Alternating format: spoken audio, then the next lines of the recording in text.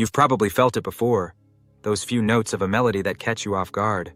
A song that opens something inside you, stirs up memories, or somehow says exactly what you couldn't put into words.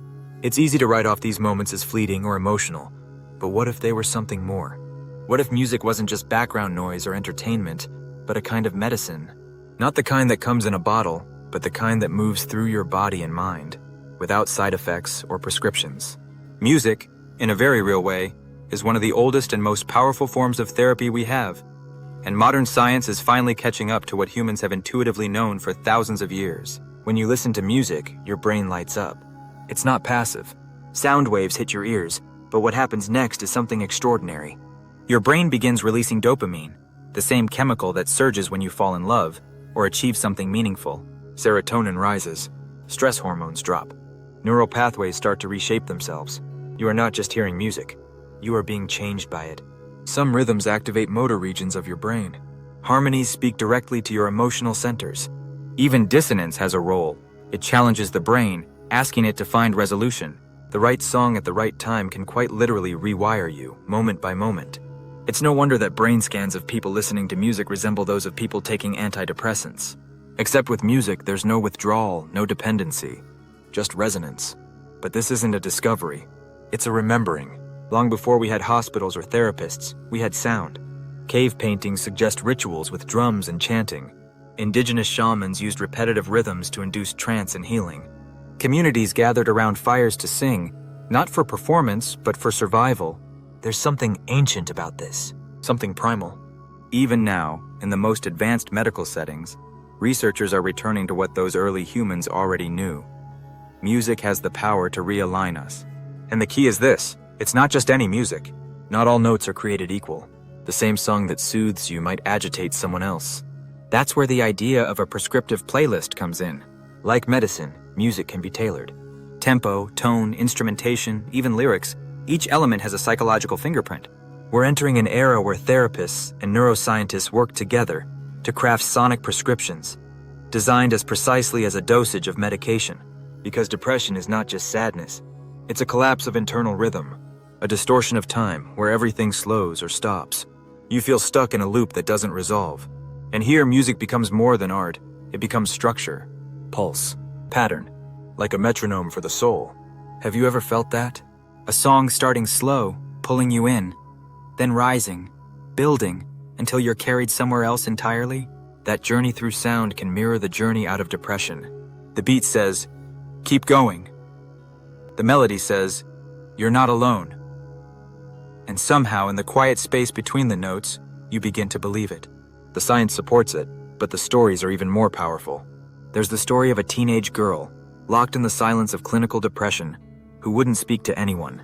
But then she started attending music therapy. They gave her a drum. One beat at a time, she began to speak, not with words, but rhythm. Months later, she was writing her own songs. That drum was the first doorway back to herself. There's the story of a combat veteran, tormented by memories he couldn't articulate.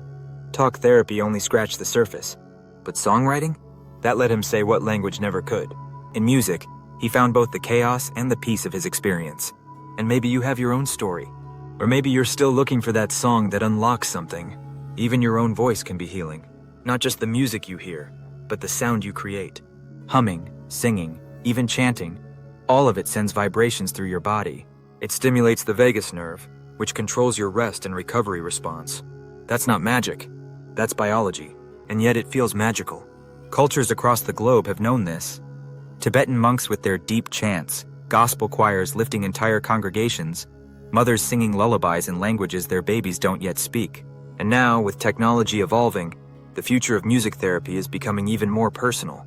Imagine an app that listens to your heartbeat and creates music that adjusts to your stress levels in real time. Or wearable devices that shift soundscapes based on your brain activity.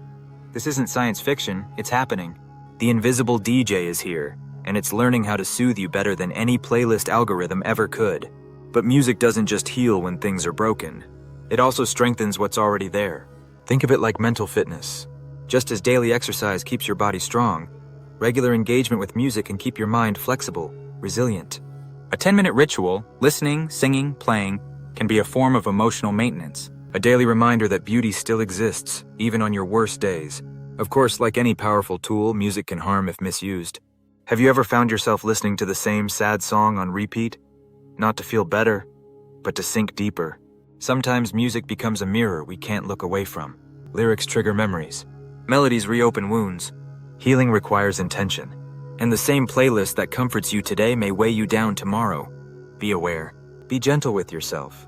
Still, across languages and cultures, there's a pattern.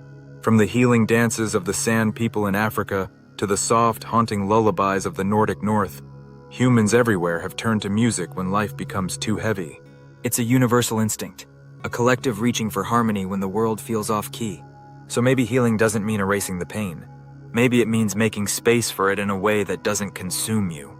Maybe healing sounds like a quiet violin, or a heavy bass line, or the hum of your own voice in the dark. Music is more than sound. It's memory, movement, medicine. It's connection to self, to others, to the moment you're in. It can't fix everything. But sometimes, it can carry you just far enough to see the light again. And maybe that's enough. Maybe all you need for now is one song.